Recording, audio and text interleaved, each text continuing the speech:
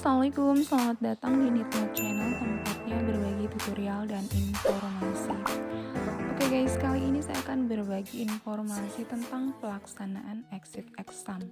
Mungkin ini bukan hal yang baru ya. Sebelum-sebelumnya sering sekali dibahas tentang exit exam.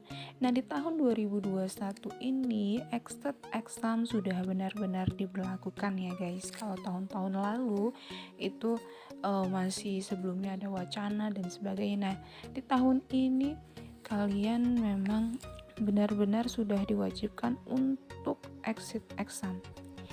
Jadi kita langsung saja kita lihat terlebih dahulu landasan hukum dari uji kompetensi nasional tenaga kesehatan.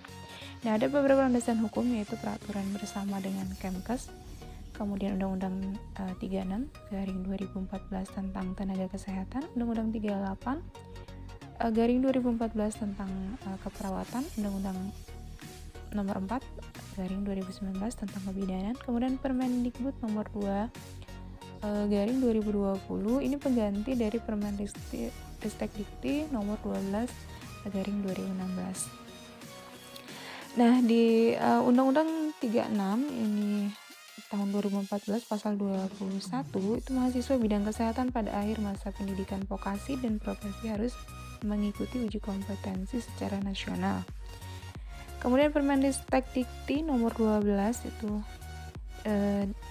tahun 2016 pasal 3, uji kompetensi merupakan prasyarat untuk mendapatkan sertifikat kompetensi atau sertifikat profesi yang diikuti oleh mahasiswa bidang kesehatan pada akhir masa pendidikan.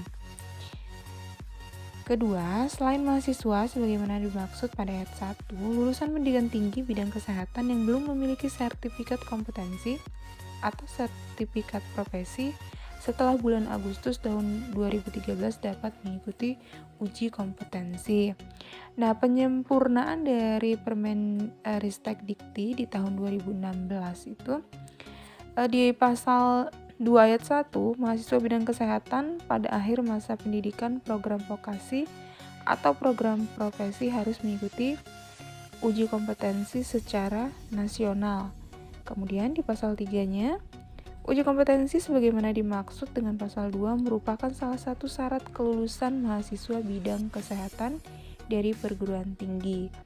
Nah, jadi memang prasyarat kelulusan itu adalah lulus uji kompetensi. Nah, di pertanggal 29 Maret 2021 sudah ditetapkan ya guys keputusan Dirjen nomor 42 garing KPT garing 2021 tentang juknis pelaksanaan Ukomnas. Jadi ada beberapa hal baru di pasal 3 tentang bahwa penentuan kelulusan mahasiswa bidang kesehatan dari perguruan tinggi kesehatan untuk program vokasi IPK 60%, Ukom 40%. Sama ya guys untuk program profesi juga.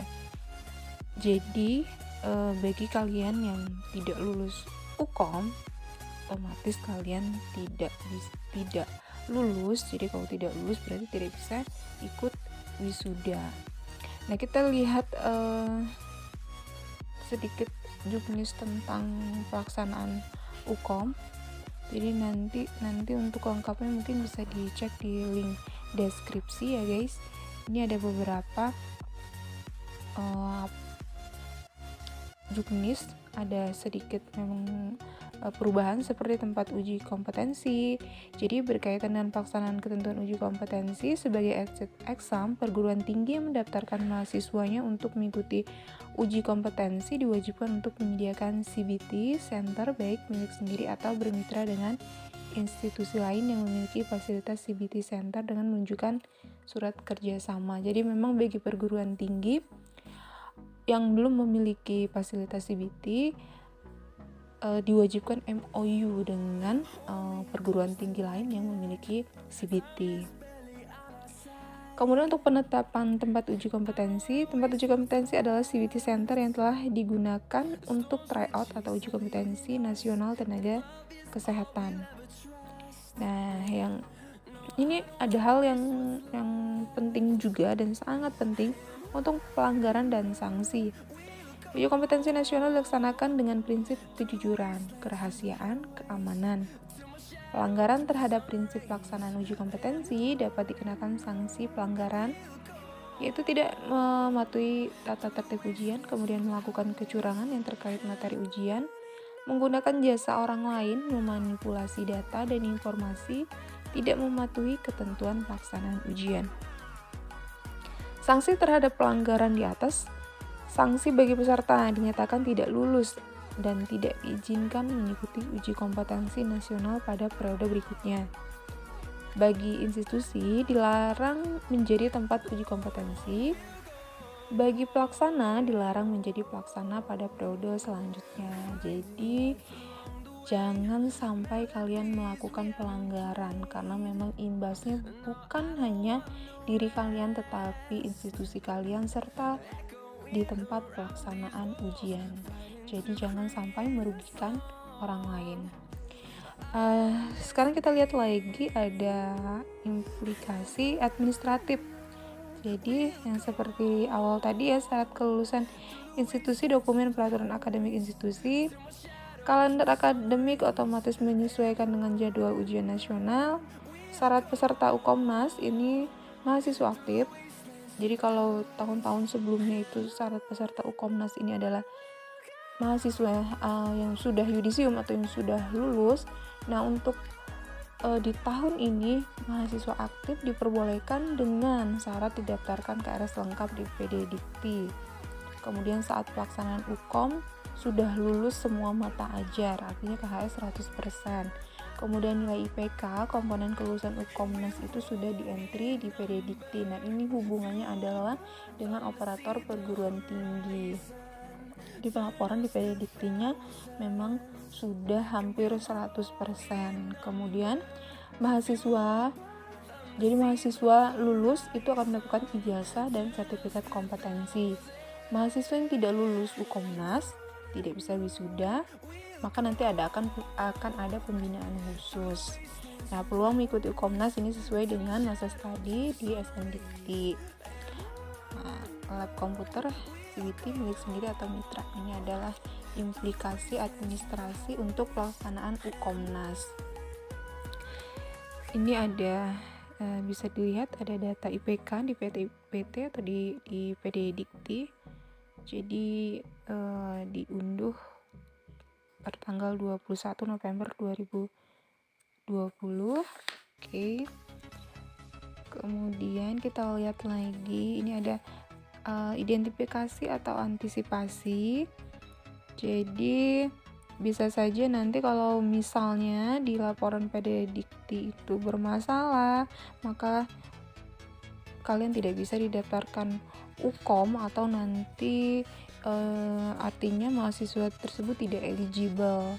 Maka nanti ini nanti akan ada hubungannya dengan pelaporan PD Dikti atau nanti operator PD Dikti yang akan membantu cek di pelaporan. Nah, ini kita lihat ada timeline menuju wisuda. Jadi perguruan tinggi nanti bisa melihat untuk kalender akademik, artinya menyesuaikan. Kita lihat. Selanjutnya kita lihat jadwal pendaftaran ujian dan pengumuman. Nah, sebenarnya di video saya sebelumnya sudah ada jadwal, artinya saya sempat share untuk surat resminya. Nah, di sini kita lihat, jadi di 2021 ada periodenya, ada 3. Satu periode, gelombangnya 2 kali, pendaftaran, pelaksanaan, dan pengumuman. Nah, silakan kalian screenshot. Kemudian untuk periode 1, ini nurse dan bidan di gelombang 2. Jadi kalian bisa screenshot untuk masing-masing dari jadwal pendaftaran ujian dan pengumuman. Oke guys, nah, jadi saya tidak bahas satu-satu ya untuk tanggal serta periode-periodenya kalian bisa screenshot, atau nanti kalau memang diperlukan kalian bisa cek deskripsi atau langsung di surat resminya sudah ada pada roll nakes masing-masing di ukanakes.kemdikbud.go.id.